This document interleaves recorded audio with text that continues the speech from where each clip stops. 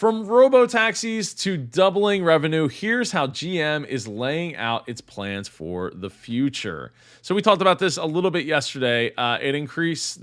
From increasing profit margins, and $280 billion is expected revenue by 2030 to 1 million robotaxis. A look at the most significant figures from General Motors Investor Day. Let's see here. General Motors is delivering the technologies that redefine how people and goods are moved. Our commitment to a vision of a world with zero crashes, zero emissions, and zero congestion has placed us ahead of much of the competition.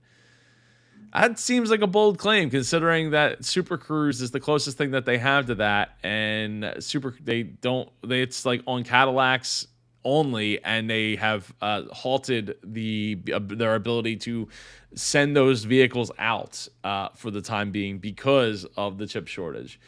Investors weren't immediately impressed with GM's announcements during the more than 5-hour event. The automaker stock closed Wednesday down less than 1%, at $53.93 a share. Shares closed Thursday up by 4.7% to $56.44 a share, helped by a broader market rally.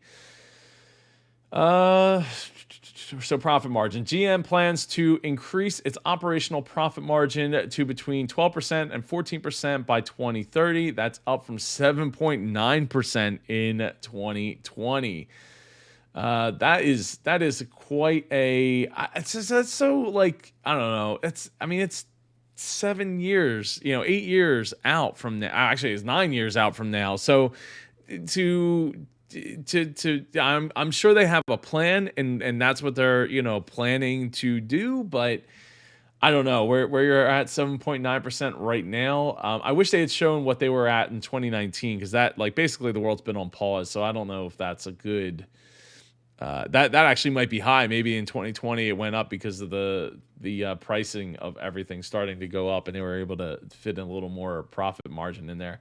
BrightDrop. Much of their investor day Wednesday was focused on the company expanding its business to generate recurring software and service-based revenue. They have the GM OnStar, which is a great service. I've used it a little bit over the years.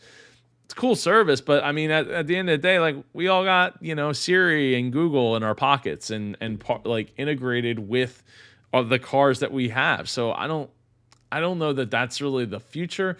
GM is targeting revenue growth of operations such as OnStar, as well as new businesses such as the majority-owned self-driving subsidiary Cruise and commercial EV unit BrightDrop, from $2 billion to $80 billion in 2030. That is a incredible increase. Most of that new incremental revenue is forecast to be during the back half of this decade. Okay, so EVs, right? GM's projects EV revenue to grow from about $10 billion in 2023 to approximately $90 billion annually by 2030, as the company launches new models, including at least 30 new electric vehicles by 2025. That's very possible. I don't think that's impossible, but I think there's still a huge education.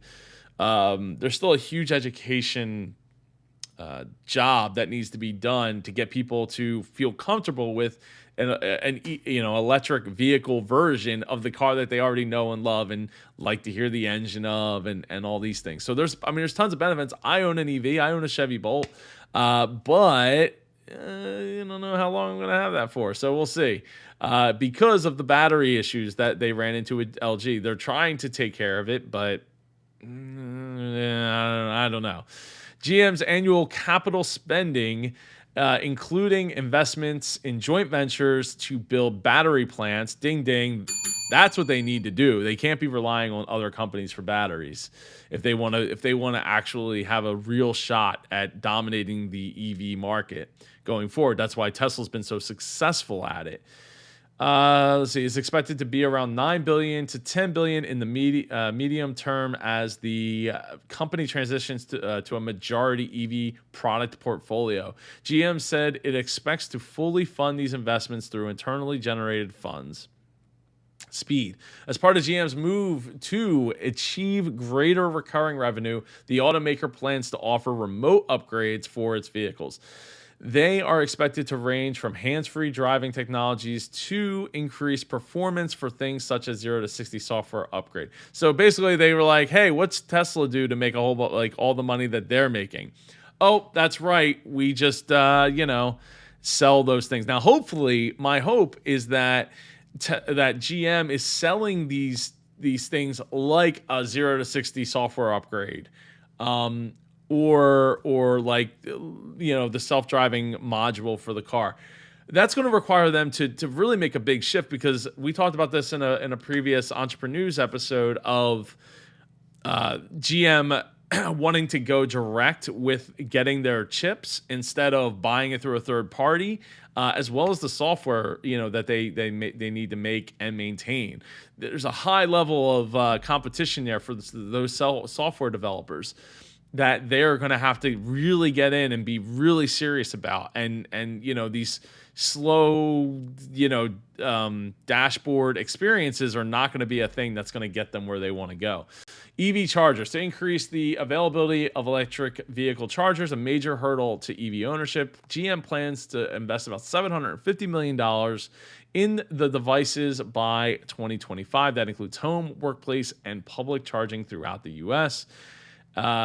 And let's see, Robotaxis. Cruise CEO said the majority-owned self-driving subsidiary expects to begin charging for robotaxis and self-driving vehicles in San Francisco by 2022, pending state approval. The company last week was granted the fifth of 6 permits needed to commercialize the self-driving ride-hailing fleet.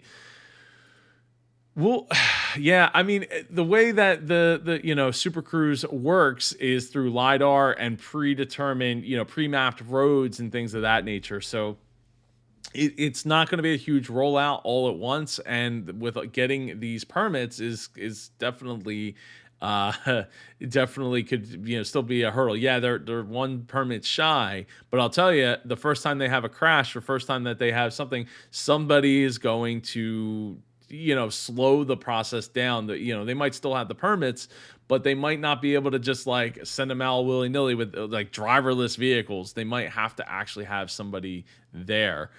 Cruise is targeting a fleet of 1 million or more self-driving vehicles by 2030. That sounds pretty low, actually.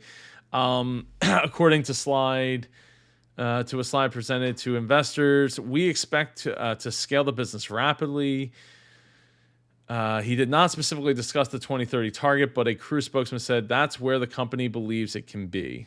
Okay, well, that's where we're going to be investing based upon AV spending. For the first time, GM detailed its previously announced plan to spend $35 billion on electric and autonomous vehicles through 2025. The plan includes $20 billion in capital and engineering related to electric vehicles, $10 billion in battery and motor production and development, including new plants, and $6 billion in Cruise. Ultra Cruise. GM said that in 2023, it will release a new hands-free system called Ultra Cruise that is capable of driving in 95% of scenarios. The system is expected to be far more capable than its current Super Cruise system, which is exclusively available on pre-mapped divided highways, which is what I was referring to earlier. At launch, GM said Ultra Cruise will be available on more than 2 million miles of road in the US and Canada. Super Cruise is currently available on more than 200,000 miles of road. Okay, so they have so Ultra Cruise better be absolutely incredible, but Ultra Cruise kind of makes me think that they're just doing more of the same, which is mapping all the roads and hoping for hoping that that's going to be enough to satisfy a self-driving car network. Awesome, hopefully. And it said 2023 is not that far away, so hopefully that doesn't slide. I think as we go forward here, there's going to be a lot to like as the pandemic continues to play out, and hopefully ding ding or knock on wood will be over soon. these predictions and these estimates will hopefully not slide for them, and we'll be able to see the fruits of the labor come to fruition here.